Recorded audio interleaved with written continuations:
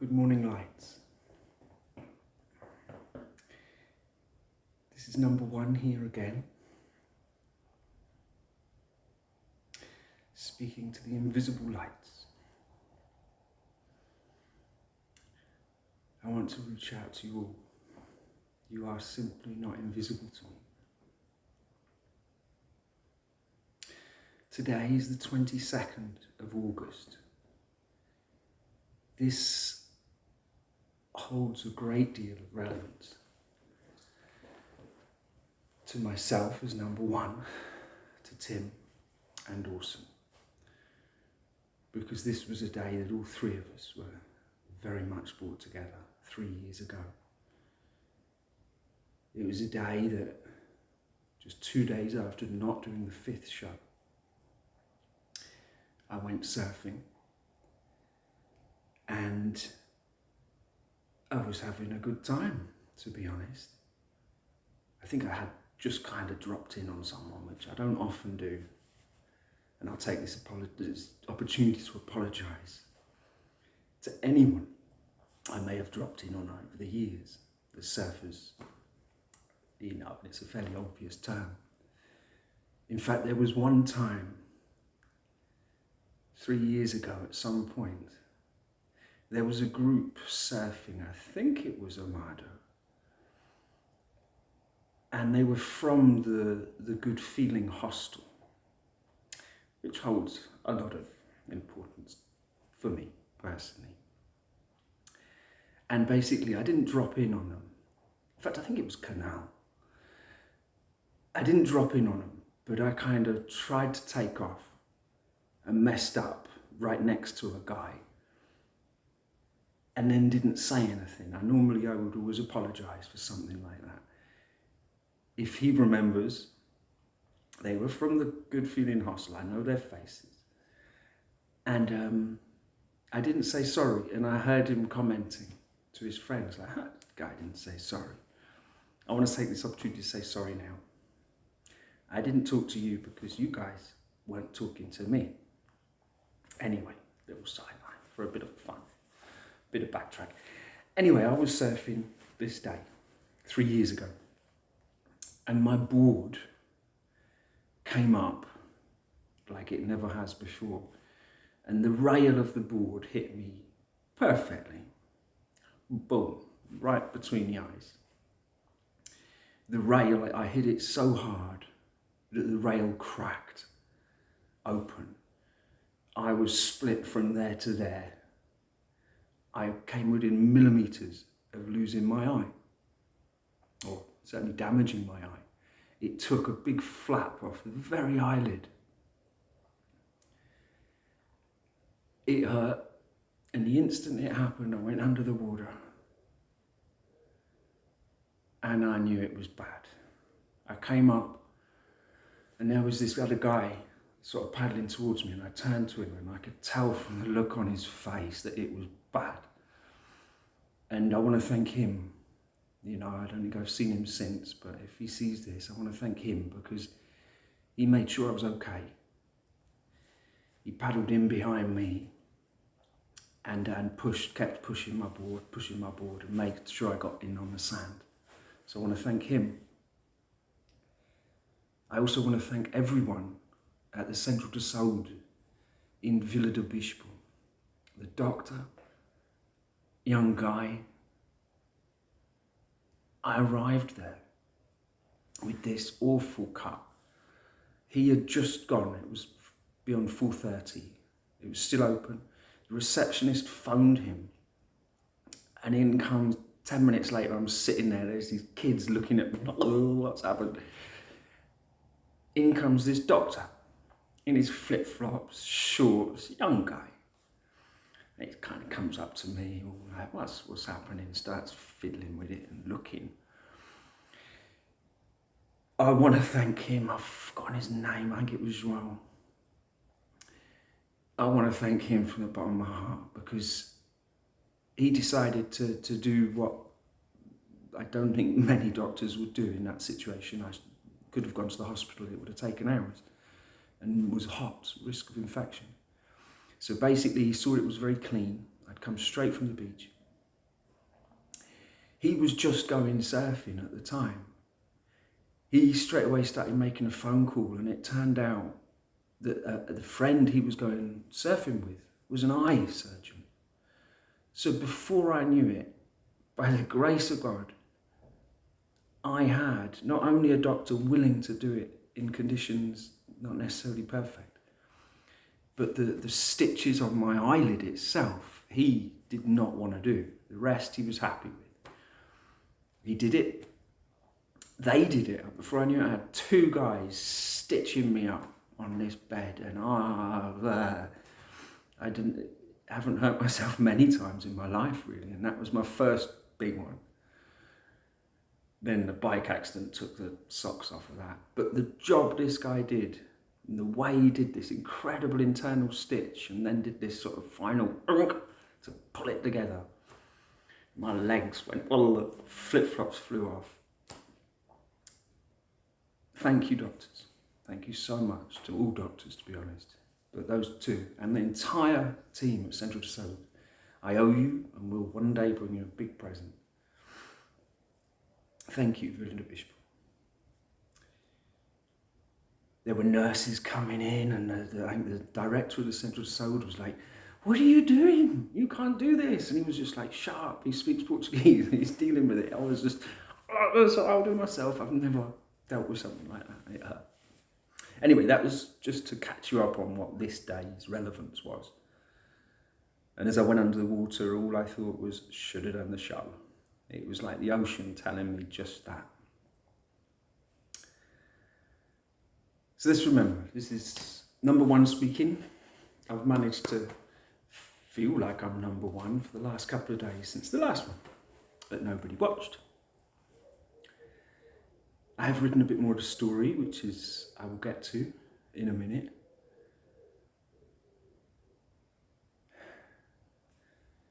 This momentum that you must, as an individual on this process, keep going. This is my way of keeping it going. I said thank you again to everything before and throughout the last couple of days many times. My internal experiences, quite honest, have exploded. I have found more and more of you lights. I'm here to help.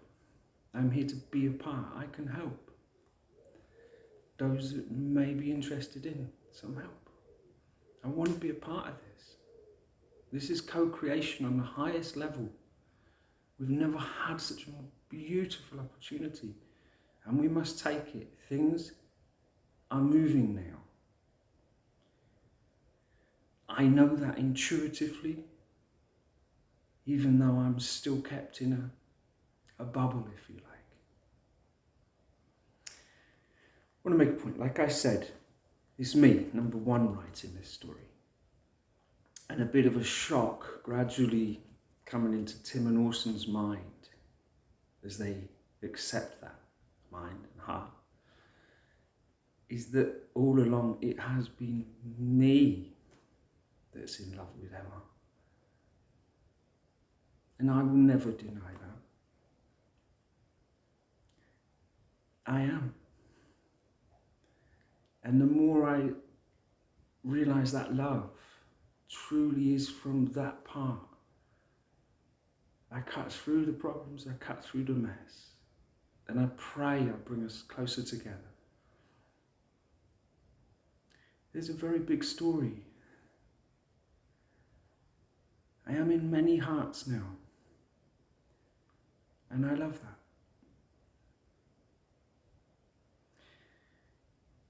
In an experience that I mentioned in the book, where I was in a living chess game, and I had a companion, then a pawn stabbed me in the back. I found myself on the floor, searching for weapons, and along came the queen, and I asked her very clearly to help me. After that, straight away, I then observed the queen speaking with my companion.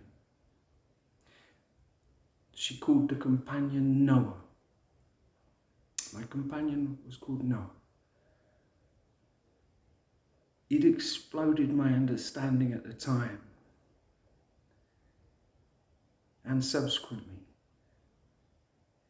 because that was one of the most bits of the whole story that explained what's going on, because she told Noah, hey Queen, that she was in love with me. That gave me a lot of hope, that dream experience. I left that with Box a long time ago. I wanted to share that with you. And Tim and Orson can catch up with this, but it's me that she's in love with. I've seen this. Anyway,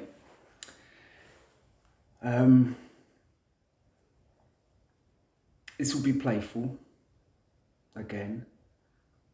Oh, you're kidding. Orson, I'm talking. Again, you're going to do this now? We just spoke. Sorry, folks. Orson's here again. Orson has forwarded a little thing that he'd like to have read out. I'm going to read it out to try and keep some sort of control here, rather than let him just run in whenever he wants. I've got to, number one, I'm in control here. This is my story. Okay. 22nd of August, 2022. Number one, help me. I'm sorry I interrupted the other day. Number one, come in, number one. Okay, Orson, I am here. What now? I was talking again, and you keep interrupting. I need to talk. Tim has been talking with me, and he has insisted I read you some new parts. He's growing in confidence and knows too much. What do we do? Well, if it is written, then I guess you need to say it. Is it safe, number one? That is a good question, and yet I have no answer. Flo, trust, we have all been told. How does he seem? You know better than me. Well, he just took the piss out of me. I like him more and more. Number one, there's no one serious around here. The implications of this story are enormous. You used to be much more easygoing, Orson.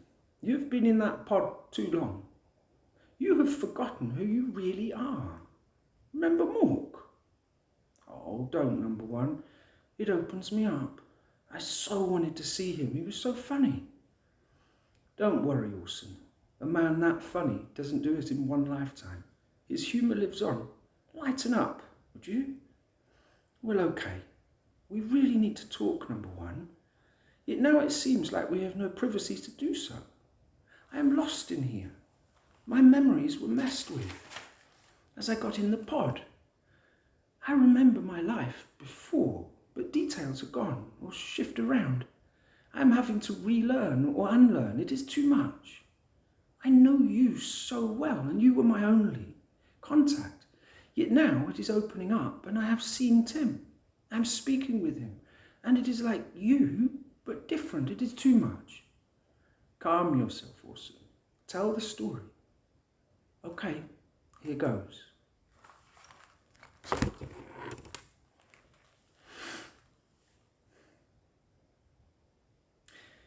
(22nd of August 2022). Tim. It is hard to continue. It is like I keep getting interrupted. My mind, my fears. It is like they are being played with. I know very clearly the story I wish to tell, and I know I have support in telling it. Yet there seems to be an aspect of me holding back. I will not allow it to stop me. The journey to the higher self must be continued at all costs. Remember, I have a dream. A dream in which all live in harmony, in peace. Impossible, many have said, and perhaps for them this will remain true. Yet we are certainly reaching a tipping point on earth. So many kind souls with this beautiful dream. The darker forces don't stand a chance. Their time is up. Flashes in time.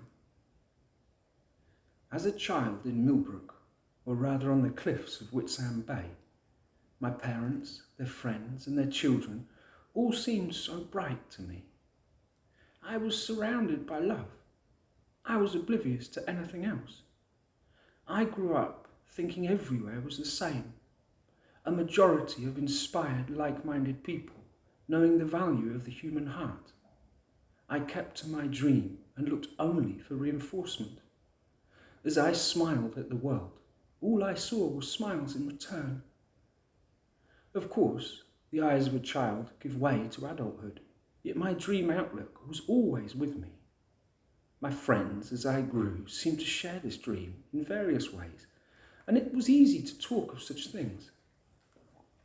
As I grew and travelled, I learnt to protect my dream and kept it mostly to myself, yet I never doubted it. I did see that Millbrook was unusual, however, and often had pangs to return.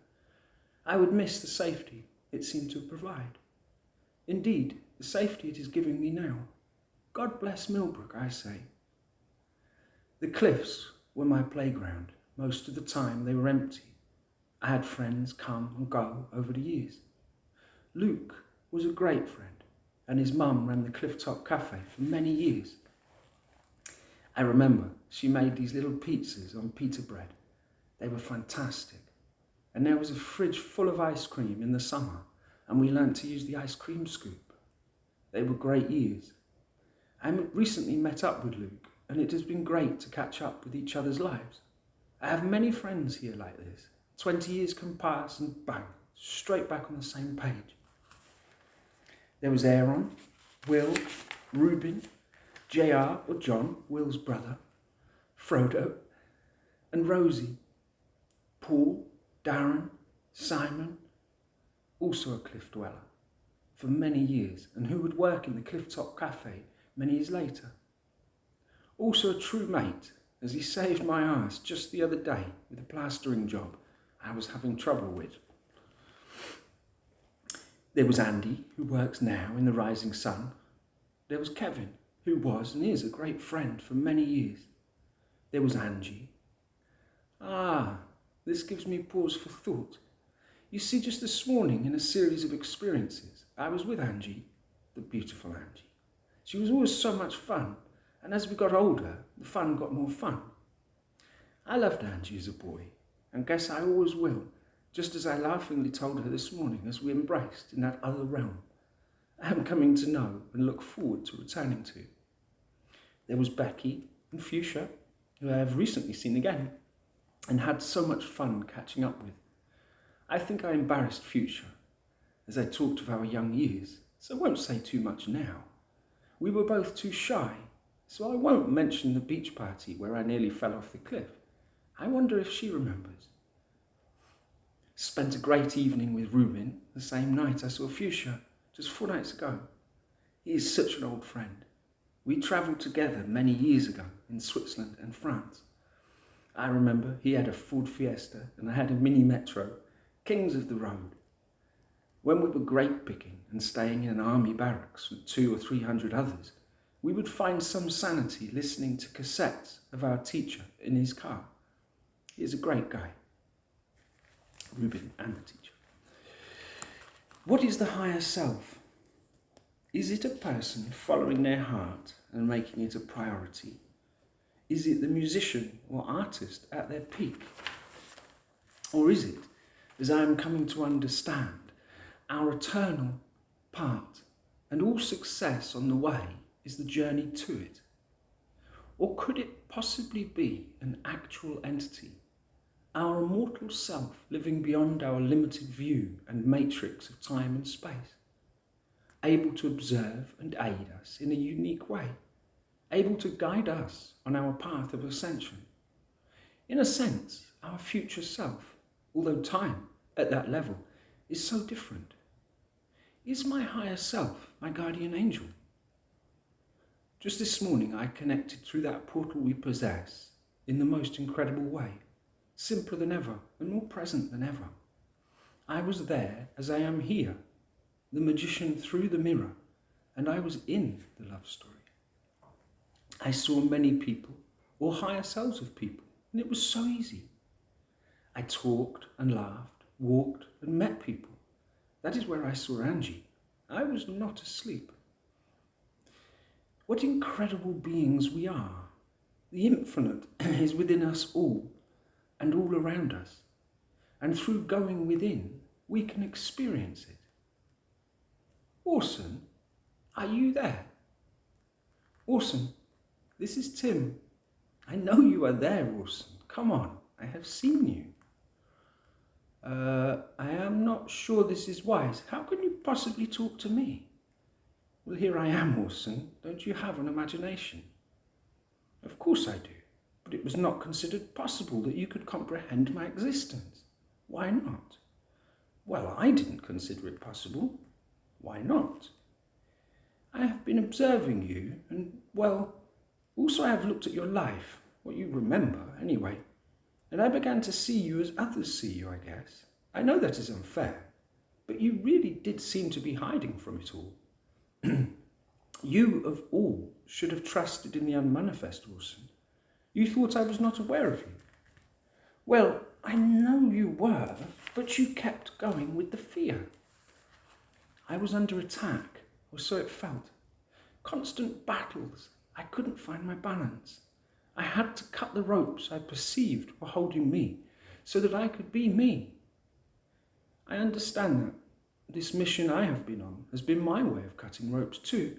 Hang on. How much do you know? I must be careful. This is an important mission with very sensitive information. I need to check. Oh, come on, Orson. I am not blind. I am not deaf. I am not ignorant. I know. How, Tim?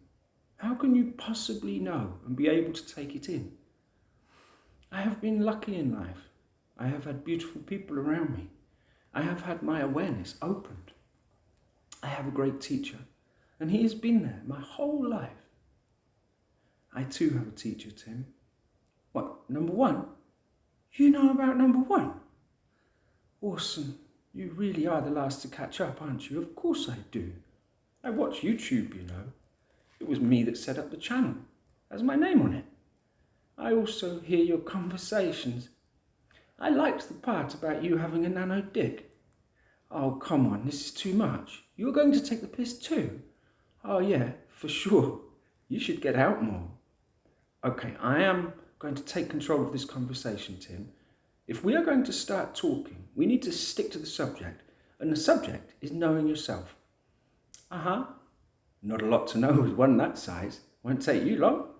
Seriously, Tim, there is so much at stake and you want to mess around. Okay, I apologise. Let's get serious. How can we both align and make number one and my teacher proud? What is the result of knowing yourself? What is the aim? That is better, Tim. Here I can help. The point is,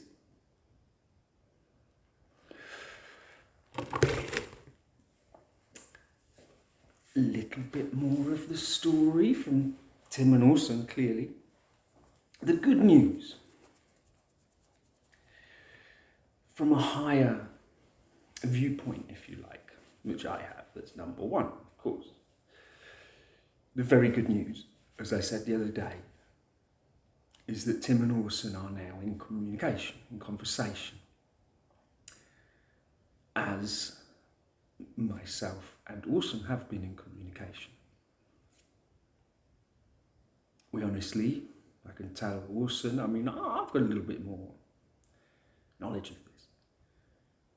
Orson wasn't aware that Tim would ever be able to take it in. He is, and in the end it's Orson that's having to come to terms. But then that's correct, because remember, Tim is in the matrix. Orson isn't. He has existed outside of the matrix. But he's having to come to terms with his very odd predicament, to be honest, that I put him in. I, as number one, get to have all the fun, to be honest. Because as number one, I can, as I embody that far simpler rise above it, storms come, storms go. I like to think that I can weather them, and I'm learning and being prepared to weather them better. This is a process. It can take quite a while. The journey to the higher self. You have to enjoy the journey. Of course, as number one, I had that longer outlook. My experiences of being with Emma calm me. Will we ever be together? Guess that's for her to know and me to find out, isn't it? But really and truly, I have been linked with Emma on an energetic level for a very long time. Without getting too into the fundamentals of all that, I just personally and intuitively know it to be true. Is it all imagination? What isn't all imagination? I am a dreamer, you see. And I can dream, believe me.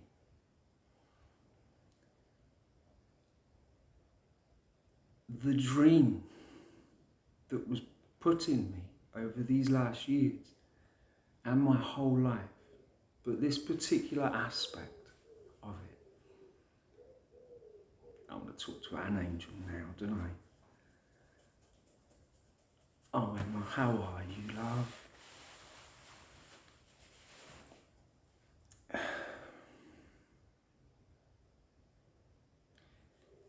hope you're all right. I just want to talk to you, you know, it's always the case. And I was with you just the other night. I take those experiences as being more real than what I deal with in this world, in this matrix. I have been to that world of truth.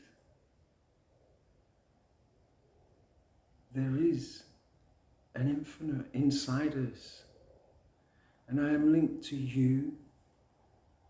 Tim and Orson get a little bit into the details. I'm much more turned on than that pair. That's why I'm taking over the story, you know. I know the bigger story. I'm linked to you anyway. That can't go. They get a little bit into the want to hold your hand and all that, go surfing. And I do too. I really do. And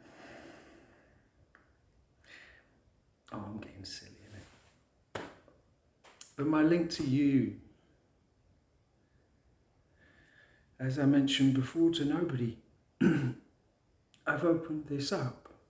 I'm trying to open my heart in a way through my imagination, through my creativity.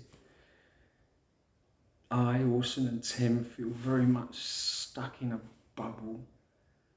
If I had some money, I could do so much more. I try and work. It's just like flipping, slipping through my fingers. Everyone wants it, and I end up with.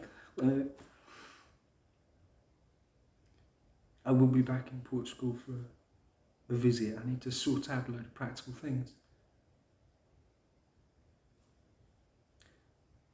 You could find me. I know you could. Divine timing. As number one, I say, do it, girls. Give me a ring and just get this part out of the way, isn't it? Get the 3D part. We'll sort that out.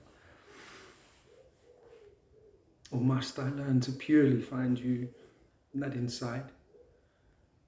I have found you. We've been together. It's been pointed out to me that the pen is in my hand for my life. Taking leaps of faith. I feel these are my leaps of faith, these little stories that go out. I long for that. An actual physically looking in someone's eyes that's on the same page as me. I long for it. I pray it's getting closer, and in truth, I'm certain it will happen. So it is getting closer every second. So as number one, I'm taking up the story. Might write in a little bit of like, and then they walked around the corner and there she was, and they went, oh great, here you are, Fanny. I could write that. And if I believe in my book, will it happen? Do I have the courage? I have courage. And everybody out there not listening to me, I know you are. I take this opportunity to say thank you. Let's take this forward. Let's ask the divine to say, hey, time to get together.